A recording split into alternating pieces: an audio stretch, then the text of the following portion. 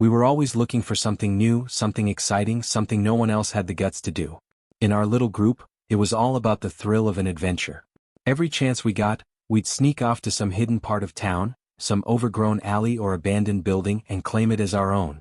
Afterward, we'd gather in a circle at school, spinning stories of what we'd seen and done, puffing out our chests with pride when the other kids listened, wide-eyed and awestruck. It was the stories that really mattered. They were like trophies, proof that we weren't just kids stuck in a boring town. We were explorers, always one step away from something legendary. It started with little things. The old cemetery by the church, where we swore we saw shadows moving between the gravestones. The rusty railroad tracks at the edge of town, where we found pieces of broken glass that glittered in the sun like treasure. And that one time we dared each other to sneak into Mr. Hawkins' backyard because everyone knew his house was haunted. Each adventure made us bolder, our stories more thrilling. Every Monday morning we'd huddle by the lockers and whisper about our next big plan. It was Mikey who started the idea that led us to the Five Top. We were sitting outside during recess, under the big oak tree near the edge of the playground.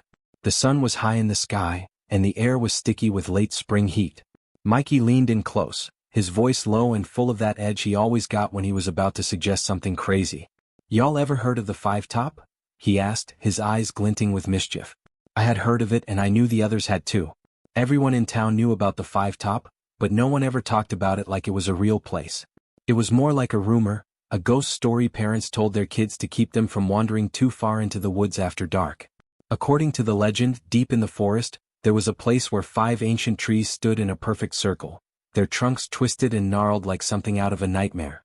No one knew how long they had been there, but they said if you stood in the center of the Five Top, strange things would happen. Weird noises, whispers in the wind, shadows that didn't belong to anything living.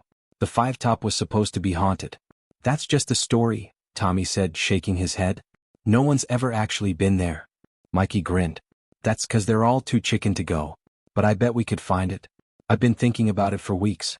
There's gotta be a path somewhere near the old mill that leads to it. What do you think? We should go. After school." I could feel my heart racing just at the thought of it. Part of me wanted to say no, to shut the idea down right there. But then I saw the way everyone else was looking at Mikey, the way their eyes lit up with excitement. This was it, our chance to do something no one else had ever done. Our chance to prove that the Five Top wasn't just some old myth. "So what's the plan?" Katie asked, her eyes narrowing with determination. She was always the brave one, the one who never backed down from a challenge. If Katie was in, there was no way I was backing out. "We meet at my place," Mikey said, his voice hushed like he was already plotting every step of our journey. 6 o'clock. Bring flashlights. It'll be dark before we get back and we'll need 'em. We can head out through the field behind my house. It's the fastest way to the woods. I glanced around at the others, waiting for someone to say no, to laugh it off like a bad joke. But no one did. They were all nodding, their faces lit with anticipation. Even Tommy, who usually played it safe, looked like he was in. I felt that familiar tug in my gut, the same feeling I always got before one of our adventures, a mixture of excitement and fear. But this time the fear felt sharper, more real. Something about the Five Top made my skin crawl, even though I didn't want to admit it. Still, I wasn't going to be the one to back out. Not now. Not after Mikey had thrown down the gauntlet. "All right," I said, my voice steadier than I felt. 6 o'clock. We'll find it." Mikey grinned wider. "Hell yeah, we will." The rest of the day at school dragged by, my mind completely consumed by what we were about to do. The legend of the Five Top replayed in my head over and over, each version more twisted than the last. I thought about the old stories, the ones that said the trees were cursed, that people who went looking for them never came back the same. I tried to shake it off, telling myself it was just a story. But as the hours passed, I couldn't help but feel a creeping sense of dread curling around the edges of my excitement. What if it wasn't just a story? By the time the final bell rang, we were all ready to burst out of the school doors, our backpacks slung over our shoulders as we made plans to meet up. Mikey waved us off with a grin, reminding us to bring everything, and to not chicken out. I walked home in a daze, barely paying attention to the world around me. All I could think about was the path through the woods, the way the trees would look in the fading light, the moment we'd step into that circle of twisted trunks. 6 o'clock couldn't come fast enough. As I reached my front door, I hesitated for a moment. Part of me wanted to tell my parents, to ask if they knew anything about the Five Top, if they'd ever heard stories growing up. But I knew better. If they found out what we were planning, they'd never let me leave the house. So, instead, I went upstairs, grabbed my flashlight and stuffed it into my backpack, my heart thudding in my chest. This was it. 6 o'clock. The 5-top. We were going to do it. The plan had seemed simple at first, like one of the many wild ideas we'd had over the years, but now that we were standing at the edge of the school grounds, looking up at the dark windows of the old, abandoned section of the building, it felt different. More real. The sun had dipped low behind the horizon, leaving the sky a mix of purples and oranges, casting long shadows that seemed to stretch out towards us. We had spent the last hour going back and forth, wondering if this was really something we should do. Sure, we had pulled off a lot of stupid stunts before, sneaking into the woods behind Tommy's house at night, climbing the water tower when we knew we shouldn't, but this was different. This was the school, our school, and nobody went to that part of the building. Nobody in the 8th grade anyway. The place was old, nearly forgotten, and for as long as anyone could remember, it had been locked up and off limits. There were rumors, of course. Stories passed down from class to class, whispered at recess or in the cafeteria, tales of students who had wandered in and never come back, of strange noises and flickering lights, of doors that opened and closed on their own. But most people brushed them off as just that, stories. Except for us. We stood there, 5 of us, staring at the worn-down entrance to the first floor. The windows were grimy, covered in dust and grime, and the door looked old, the wood weathered and cracked from years of neglect. Mikey, as usual, was the first to speak. Come on, we've done crazier stuff. It's just an old building. But why hasn't anyone ever gone in? Tommy muttered under his breath, shifting nervously from foot to foot. He was the biggest out of all of us but also the first to worry. Why is it always locked? That's what we're gonna find out, Mikey said, grinning. We're gonna be the first 8th graders to go in, explore all the floors and tell everyone what's actually there. No more guessing. Well, no. We'll be legends. Katie, always the bravest, stepped forward and grabbed the handle. It's just a building. What's the worst that could happen? The door creaked open with a slow, grinding groan, the sound echoing through the empty hallway beyond. I swallowed hard, feeling that familiar mixture of fear and excitement bubbling up in my chest. Part of me wanted to turn around, to run back to the safety of the lit streets and the warmth of home. But the other part, the part that loved the thrill of discovery, pushed me forward. Katie was going in, so was I. One by one we stepped inside. The first floor was surprisingly normal. The tiles were cracked in places, dust covered the windowsills, and there were old lockers lining the walls, rusted and faded from years of neglect. The fluorescent lights overhead flickered dimly, casting a dull yellowish glow over everything. There were no ghosts, no strange noises, no eerie shadows creeping along the walls. It was just a hallway, quiet and still, the only sound the soft echo of our footsteps. Mikey laughed, breaking the silence. See? Not so bad. Just a bunch of old classrooms. We wandered down the hallway, peeking into each room as we passed. Most were empty, just bare walls and dusty floors. A few still had desks, scattered haphazardly as if the students had left in a hurry and never returned. The blackboards were smudged with old chalk, the remnants of lessons long forgotten. It wasn't scary, but it wasn't exactly exciting either. The whole place felt abandoned, like the memories of the students who had once filled these halls had been wiped clean, leaving nothing behind but dust and decay. It was hard to believe that this was the same building where we went to school every day, the same place that held so much life and noise on the other side of the walls. We reached the staircase at the far end of the hallway, the steps leading up to the second floor. Tommy hesitated at the bottom, glancing up at the darkened stairwell. You sure we want to keep going? I mean, the first floor's kinda boring, but what if it gets worse? That's the point, Mikey said, nudging him forward. The higher we go, the more interesting it gets. You scared? Tommy scowled, but he didn't say anything. We all knew the second floor was where things were supposed to get more intense. That was where the real story started. The teachers would sometimes talk about strange noises they heard coming from upstairs, even though no one ever went up there. Kids would whisper about seeing lights flicker in the windows late at night, shadows moving when there shouldn't be any. We made our way up the stairs, the wood creaking beneath our feet, and when we reached the second floor, everything felt different. The air was heavier, the silence more oppressive. The hallway here was narrower, darker, and the lights overhead flickered more frequently, casting long, jagged shadows that seemed to stretch out towards us. Okay, Katie said, her voice a little quieter now. This is definitely creepier. We moved slowly, our eyes scanning every corner, every doorway. The classrooms here were different too. There was still dust and decay, but there were more things left behind. Broken desks, torn textbooks scattered across the floors, papers still pinned to the bulletin boards. It was as if the second floor had been abandoned in a hurry, like something had driven everyone away and they hadn't bothered to clean up the mess. "Anyone else hear that?" Tommy whispered suddenly. We stopped, straining to listen. There was a faint sound, barely audible above the creaking of the building, like shuffling footsteps, maybe, but distant, as if they were coming from the floor above. "It's probably just the wind," I said, though even I didn't believe it.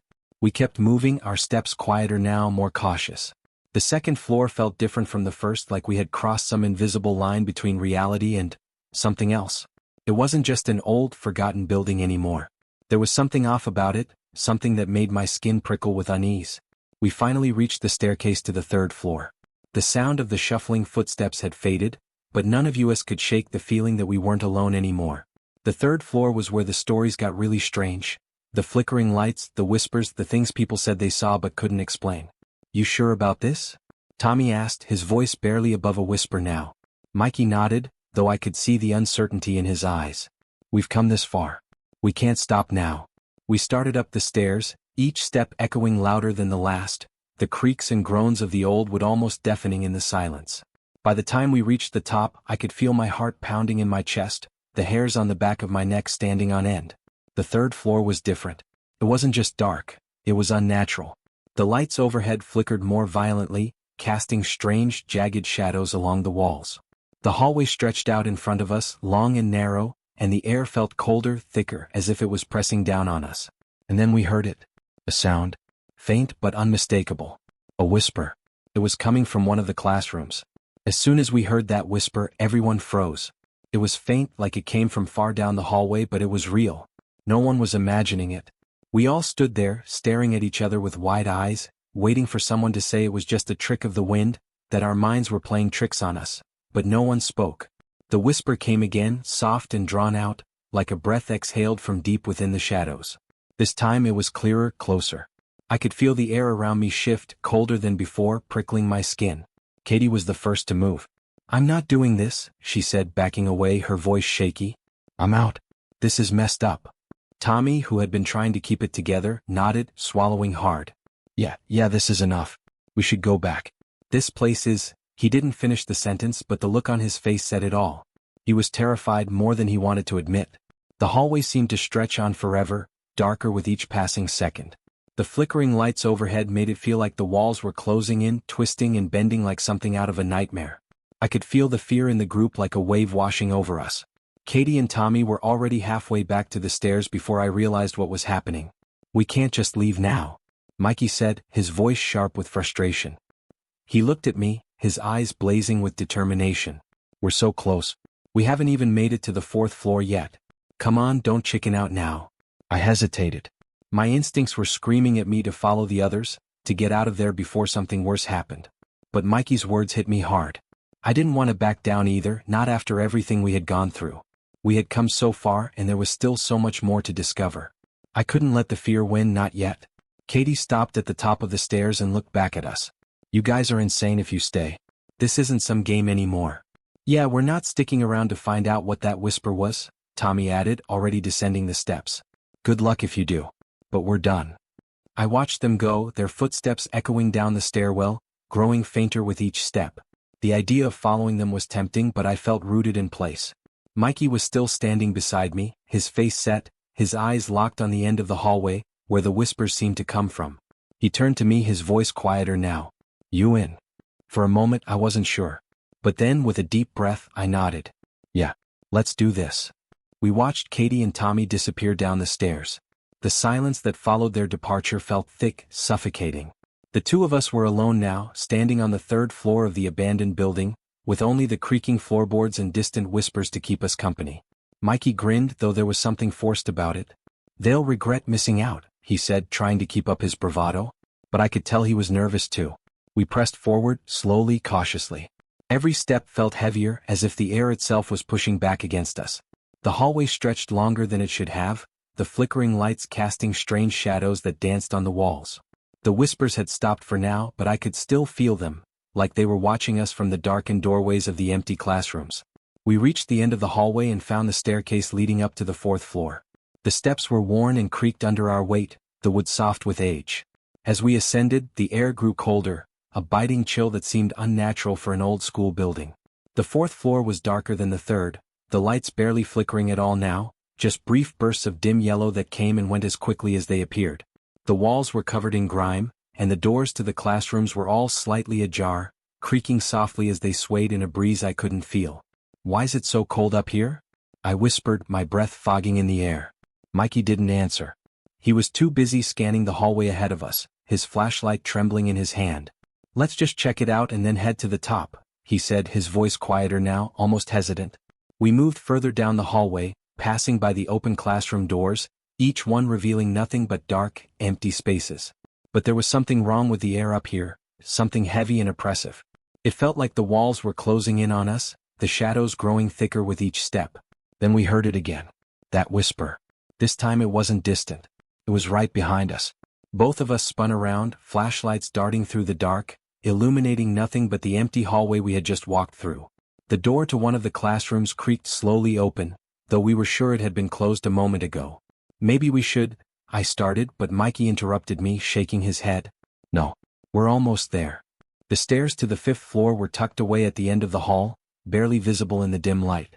We made our way up, each step more deliberate than the last. My heart pounded so loudly I was sure Mikey could hear it. The cold intensified as we reached the top, our breath coming out in small puffs of fog. The fifth floor was different. It was wrong. The walls were cracked, the floors warped as if the entire building had shifted. A low humming filled the air, vibrating through the walls, and the whispers that had followed us from the third floor were constant now, circling us, taunting us. And then there was the floor itself. It didn't look stable. The wood was brittle, blackened in places, and the entire space felt fragile, like one wrong step could send us plummeting down. "Careful," Mikey muttered, stepping forward cautiously. But it didn't matter how careful we were.